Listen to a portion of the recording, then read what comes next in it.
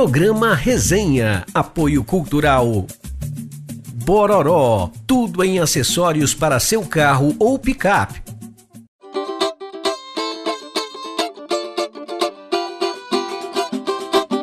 Se você quer curtir, que venha música boa, esporte, amizade, aqui no Programa Resenha. Olá você, seja bem-vindo mais uma vez ao Programa Resenha. Seja bem-vindo aqui ao Mr. Beer Verbo Divino, no coração da Zona Sul de São Paulo, onde eu recebo hoje alguns amigos e super convidados também. Eu quero aqui brindar esse início de programa com um companheiro de gramados de futebol, que fez tanto sucesso pelos gramados do Brasil e afora, e também hoje trabalhando no mundo do futebol, que é o Bernardo, ex-volante, Seleção Brasileira, São Paulo. Aliás, um histórico enorme, né, Bernardo? Obrigado por ter vindo. Obrigado, Marcão. Marcão. Um brinde pela tua vinda aqui. Obrigado, eu que agradeço esse convite e depois de tantos anos, revê-lo hoje é motivo de grande satisfação. Ah, para mim mais. Aliás, você não mudou nada, hein, Bernardo? Negrão e japonês, né, são duas raças que não envelhecem, né? E eu mantive também o hábito de me exercitar, não jogo futebol, mas corro, nado, jogo tênis, então, graças a Deus, consigo me manter em uma boa condição. Ah, legal. E daqui a pouco a gente vai falar mais aí dessa história do Bernardo e do que está fazendo hoje. E eu tenho o prazer enorme de receber de novo aqui o músico, homem do rock, Ivan Sader. Tudo bem, Ivan? Pô, legal te reencontrar aqui de novo. Isso aí, vamos bater aquela bola? Casa Nova, conhecendo a Casa Nova. Legal. Legal demais. Então tá bom. Então a gente sai rapidinho pro intervalo, mas antes, sente aí o que o Ivan Sader vai mostrar hoje pra gente. Vivo em guerra com os meus sentidos, não controlo mais a solidão. Sem você eu sou meu inimigo, por favor, me estenda a mão.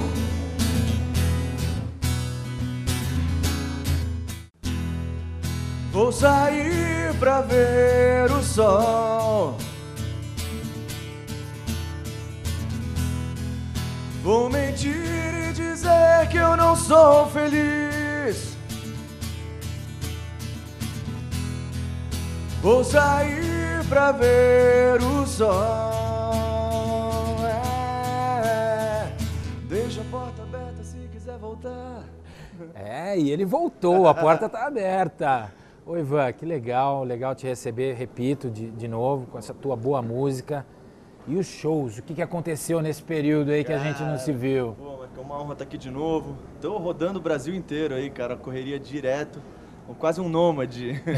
Eu vi que alguns projetos com o Heriberto Leão tocando. Tô fazendo uma parceria com o Heriberto, com o Tico Santa Cruz, Badawi, o Digão do Raimundos, todos os amigos. A gente se junta e faz shows aí pelo Brasil inteiro, dando um intervalo na agenda de todo mundo. A gente tá fazendo esse projeto muito legal de clássicos do rock aí, João. Você tá viajando mais que time de futebol da primeira divisão, né? Quase lá. Bernardo, vamos falar aqui do futebol, né? Trazendo para o nosso mundo aqui. A tua história de vida, você também rodou bastante, né? Conheceu o mundo através dele, né? Graças a Deus, Marcão. O futebol me deu essa condição, esse privilégio, né? Saindo de uma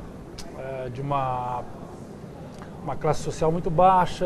Eu nasci aqui, sou de Itaquera, e depois acabei indo com 7 anos para o interior de São Paulo, morar numa fazenda, né? Então, hoje, em alguns momentos da minha carreira, eu me vi em certos lugares que eu comecei a pensar como eu tinha chegado tão longe. Você chegou a fazer essa reflexão? Eu fiz essa reflexão várias vezes, jogando futebol, depois como agente. Me lembro muito bem quando eu vendi o Silvinho para o Arsenal.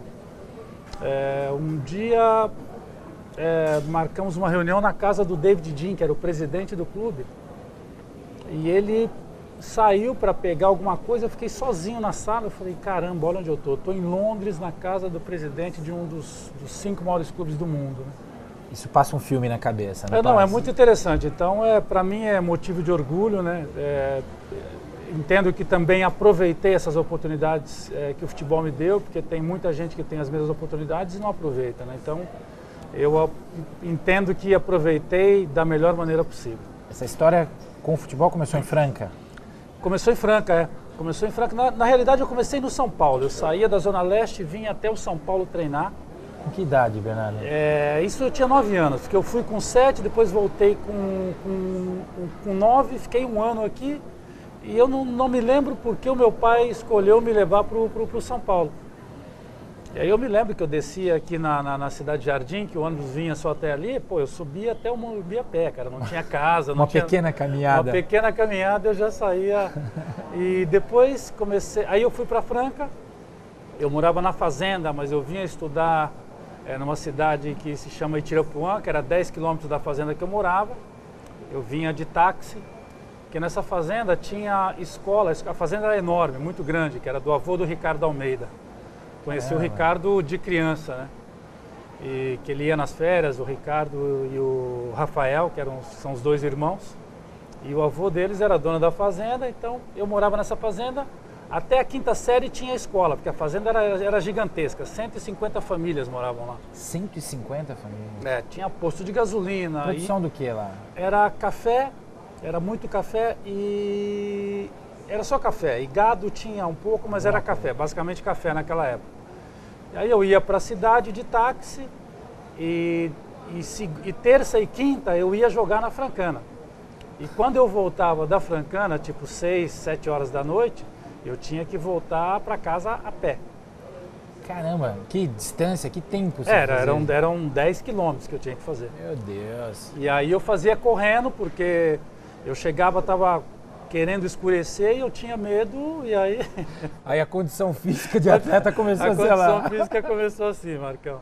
E aí a Francana era um time... Depois passaram-se 4, 5 anos, meu pai puxava gado nessa fazenda. Depois ele foi para Franca transportar sapato. Que é o forte da região. É o forte da região. Aí comecei a jogar na Francana, já morando em Franca, continuei jogando na Francana. O time era um desastre. Nós perdemos o último campeonato que eu joguei pela Francana, que era o Sub-20. Eu jogava no Júnior, eu tinha 16 anos.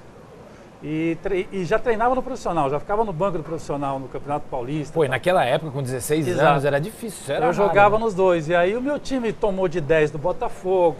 Nós tomamos uns 100 gols, Marcão. Todos os traumas que tinha para passar, passou ali. E aí, por coisa de Deus, dos 2 jogos contra o Marília eu fui muito bem. E o Marília naquela época era uma referência em categorias de base, né? No interior era uma Exato. potência, né? E aí o treinador me convidou e eu, sem pestanejar, fui para o MAC, né?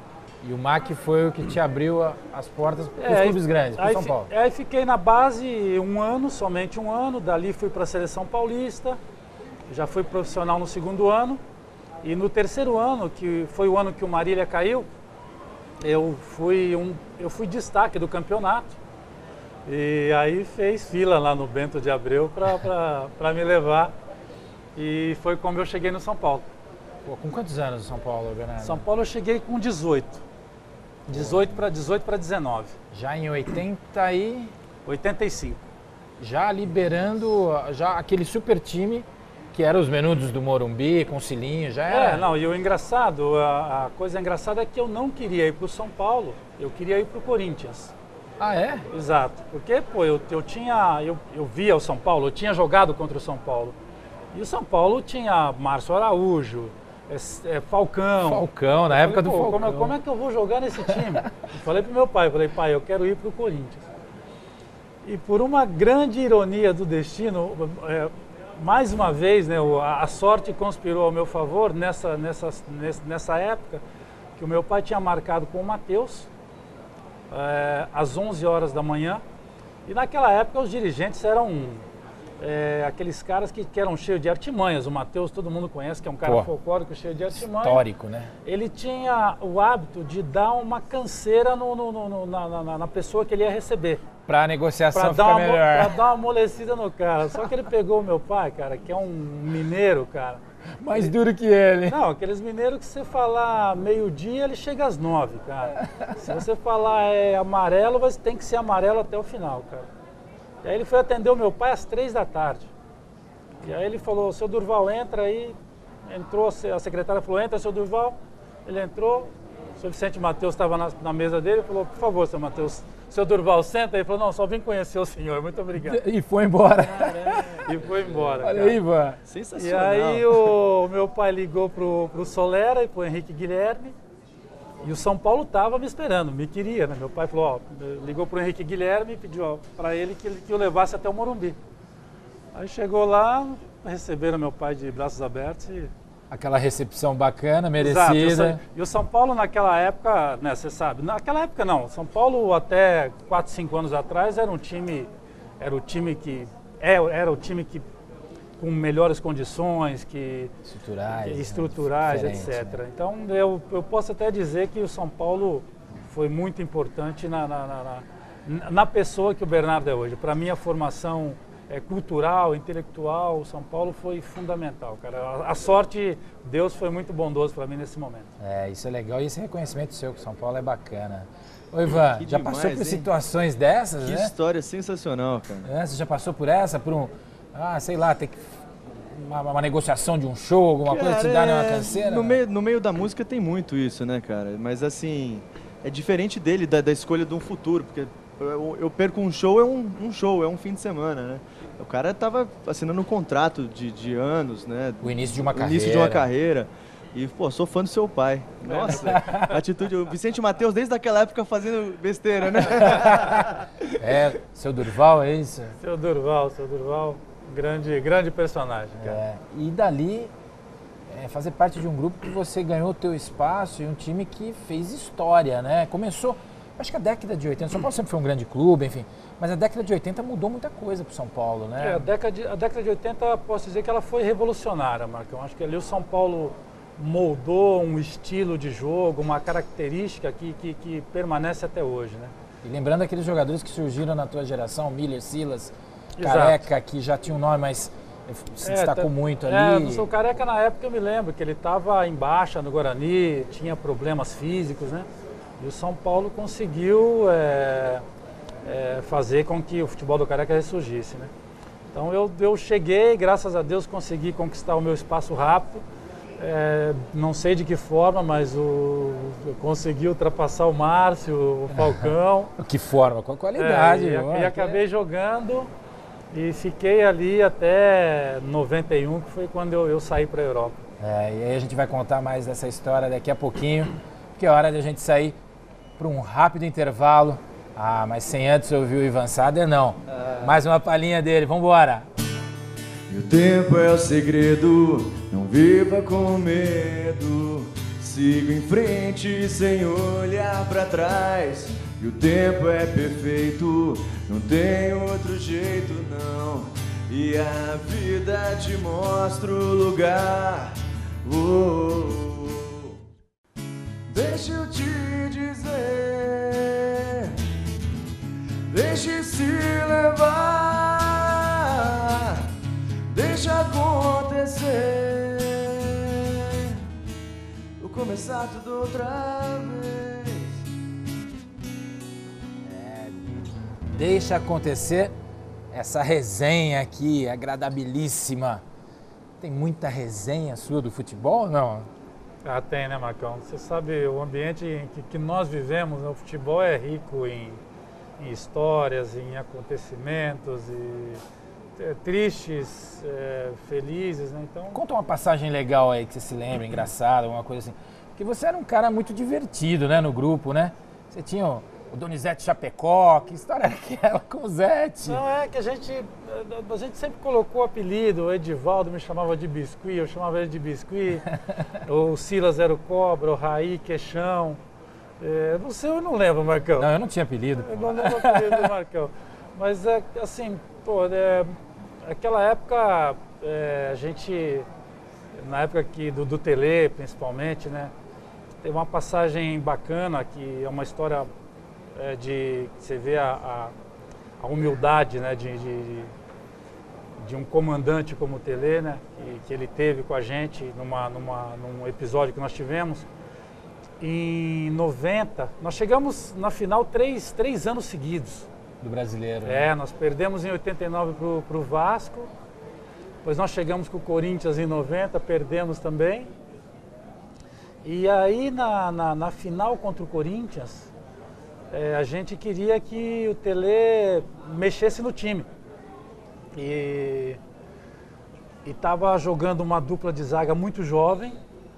A gente não queria preterir ninguém, mas a gente queria ganhar o título e no banco tinha ninguém menos que o Ricardo Rocha. Né? Ricardo Rocha. Então o grupo queria que o Ricardo Rocha jogasse, né? Pelo bem do clube, pelo sucesso daquele grupo. E a dupla de zaga era muito boa, era muito promissora, mas eram 2 jovens, que eram o Antônio Carlos e o Ivan. E aí nós fomos falar com o Tele. Aí fui eu. Eu estava sempre no meio das confusões, eu estava. Fomos eu, o Raí e o Leonardo falar com o Tele. Falamos, professor, a gente queria que, né? Não sabia nem como falar para ele. Como é que começava a conversa, né? E nós dissemos para ele, cara, que a gente queria que ele colocasse o Ricardo, que seria melhor para nós. Aí ele falou, olha, eu só não vou mandar vocês 3 embora hoje, substituir, porque eu não sou louco e não teria peça de reposição à altura. Caramba. Porque aqui quem manda sou eu sou pago para pensar e tal, e falamos, tá bom, colocamos o rabo no meu caçamba igual o cachorro sem dono, voltamos. E aconteceu que a gente perdeu o título, né? Acabamos perdendo o jogo. Aquele gol do Tupanzinho. E foi o gol do Tupanzinho, um pouco de falha da zaga, né? E tal. Aconteceu que naquele ano, no ano seguinte, terminou o brasileiro e já começou o brasileiro em janeiro. Coisas do futebol brasileiro, né? Mudou o calendário. O calendário mudou nas férias. E aí avisaram, falaram, não vai ter regional. Não é o Paulistão, vai começar o brasileiro de novo. Brasileiro. É assim mesmo. Começou o brasileiro, o time embalou, teve um dado importante que foi a chegada do Miller, que aquilo mudou o ambiente, né? A volta dele. Exato. Da Itália. Foi como aconteceu com o Kaká agora, o astral mudou, a confiança do grupo. E nós fomos indo, chegamos na final do campeonato outra vez. Felipe. E na primeira partida da final, não sei se você lembra, Marcão, o Elivelto quebrou o pé. Fraturou um dos metatarsos, né? Isso, ele quebrou um dedinho. Tá bom, fomos para Bragança, sem saber qual era o time que ia entrar. Eu estava nesse jogo. Aí eu estava no meu quarto, no domingo, após o almoço, bate na porta lá, o Quimelo ligou, falou, não lembro quem era a pessoa, me ligou e falou, o Tele pediu para você ir no quarto dele. Falei, caramba, essa hora, falta ele falar que eu não vou jogar, né? Cair pro jogo, cair pro final. Cheguei no quarto do Tele, tava o Raí, o Leonardo, o Ronaldão e o Ricardo Rocha. Aí ele falou, olha... Hotel em Atibaia, né? Ele falou, Vila Regina não, era o... Parque Hotel Atibaia. Vila Regina era em Campos do Jordão. Aí o Tele disse, olha, eu queria... Ele falou, há 6 meses atrás, eu não tive a humildade de ouvi-los. E por culpa minha, acho que nós perdemos o título. E hoje eu tenho uma dúvida e eu queria que vocês me ajudassem a resolver esse problema. Então eu não sei se eu entro com o Flávio no meio campo, ou se eu entro com o Zé Teodoro, né, que estava no banco, entro o Zé Teodoro na lateral direita, tiro o Cafu da lateral e jogo ele para a ponta esquerda. Quarto homem no meio. Exato. E aí nós preferimos que ele colocasse o Zé Teodoro pela experiência na lateral, né, era um cara experiente de chegada. E o resultado? E aí ganhamos, mas assim, não pelo resultado, mas pela humildade, pela atitude que o Tele teve, né, que foi muito bacana. Então, o Tele eu tenho algumas aí, 3, 4 passagens interessantes e essa foi uma delas. Marcante e para a história, né? Do clube. Legal isso, Pô, né? Sensacional, cara. São histórias que a gente vem reavivar na memória também, é bacana. É muito louco. A gente, assim, a gente é fã de esporte, assisto de futebol, e assim, ouvir essas histórias de perto, dos bastidores, assim, é sensacional. E com o Tele também, eu morava na concentração, quando ele chegou no São Paulo, Marcão, ele obrigou que eu voltasse a morar no CT. Ele fez isso com todo mundo morando lá. Eu não era um cara de zoeira, eu era um cara muito tranquilo, né? E aí ele me colocou pra morar lá, eu resisti até que pude, mas depois não deu pra bater de frente com ele. Ou vem, né? Ou vem, eu fui. Um dia, cara, tô lá no meu quarto, aí eu tinha uma parafernália, caixa de som, contrabaixo, violão, teclado, falei, então tem que montar o meu quarto do jeito que eu quero. E montaram, levei toda a minha parafernália, tocava baixo, contrabaixo à noite, Ai, que legal. dava estilingada, deixava os caras malucos. Aí o Tele um dia bateu no meu quarto, eu falei, cara, ele vai mandar eu parar de tocar. Ele falou, vamos descer lá, pega o violão e vamos descer pro refeitório. Caramba. Desse dia depois, Marcão, quase sempre eu tinha que vai com o violão. tocar Roberta Miranda para ele. Adorava Roberta Miranda. Que legal, são histórias deliciosas, né? Do mundo do futebol, que muitas vezes as pessoas não sabem e a gente consegue proporcionar isso aqui. Ô Bernardo, vamos trazer a conversa para a atualidade, que a gente precisaria de... E eu já vou te convidar para outros programas, a gente trazer todas essas histórias e tal. Mas eu queria saber de hoje, o que o Bernardo está fazendo hoje? Marcão, hoje eu atuo no futebol, depois que eu parei, fazem 18 anos já, comecei como empresário. A princípio eu tinha ideia de ser treinador até, acabei fazendo um contrato com o Corinthians, que depois eu tive que rescindir para ser um treinador ali do clube. E depois me veio a ideia de ser empresário. Comecei a empresariar atletas que eram meus ex-companheiros.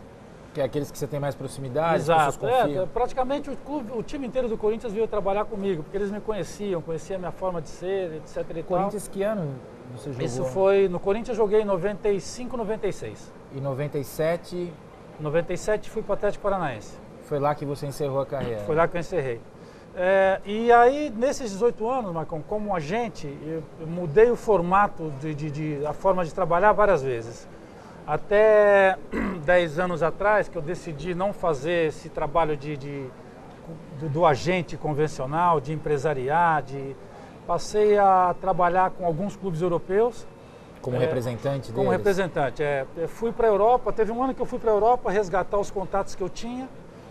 E aí comecei a trabalhar com um cara que é uma lenda na Itália, que chama-se Pantaleo Corvino. Hoje ele está no Bolonha, ele assinou um contrato no Bolonha agora esse ano. Ele ficou por 7 anos na Fiorentina, ele resgatou a Fiorentina quase do falimento, né? Então eu trabalhei para o Udinese 1 ano, trabalhei para o Bayern de Munique 1 ano, trabalhei para o Werder Bremen 2 anos, trabalho para o Basel, que é um time suíço, há 8 anos. 8 anos já? Trabalhei para a Fiorentina 7 anos e meio. Hoje trabalho para o Torino e para o Sassuolo aqui no Brasil. Poxa, são clubes respeitados na Europa. E é legal ter um ex-atleta com essa visão, né? Com essa postura, com esse conhecimento, para estar nesse meio, transitando nesse meio, porque o futebol brasileiro está carente de bons profissionais, né? E é um cara que entende os dois lados, né? Exatamente. E hoje eu aprendi, Marcão, porque é importante quando você trabalha com clubes europeus, você entender a maneira como eles enxergam o futebol, né? Então eu tenho tido a felicidade de, nesses 14 anos que eu tenho feito transferências internacionais, nenhum desses jogadores que eu levei voltou ou não teve sucesso na Europa, né? Então, graças a Deus, principalmente na Itália, eu tenho um nome muito respeitado, tenho muitos amigos, eu falo com todos os clubes, muitos dos clubes me consultam, mesmo aqueles para os quais eu não trabalho para eles, né? Então, isso para mim é um motivo de orgulho hoje. Legal, Bernardo. O tempo nosso é curto, é uma pena. A gente tinha... Já estou te fazendo um convite aqui antecipado para voltar a bater um papo e essas histórias a gente retomar, né? É que a gente tem o tempo curto mesmo. Quero te agradecer por ter vindo. Obrigado mesmo. Foi um prazerzão te rever e rever recontar essas histórias e conhecer outras, viu? Cara, obrigado mesmo. Quero te agradecer. Mais um brinde aqui nessa saída de programa. Obrigado mesmo. Agradeço. Ivan, para fechar o programa, contatos? Contatos pode ser ivansader.com.br o site, ou no Facebook, redes sociais, é tudo /Ivan Sader. Não tem como me esconder ali, não. Legal, e me lembraram do negócio aqui, eu não posso esquecer jamais. O programa tem o presente para entregar para os nossos convidados, então eu vou pedir pro Marcão, Filipão. justo comigo, você estava esquecendo Não do posso presente. esquecer de jeito nenhum.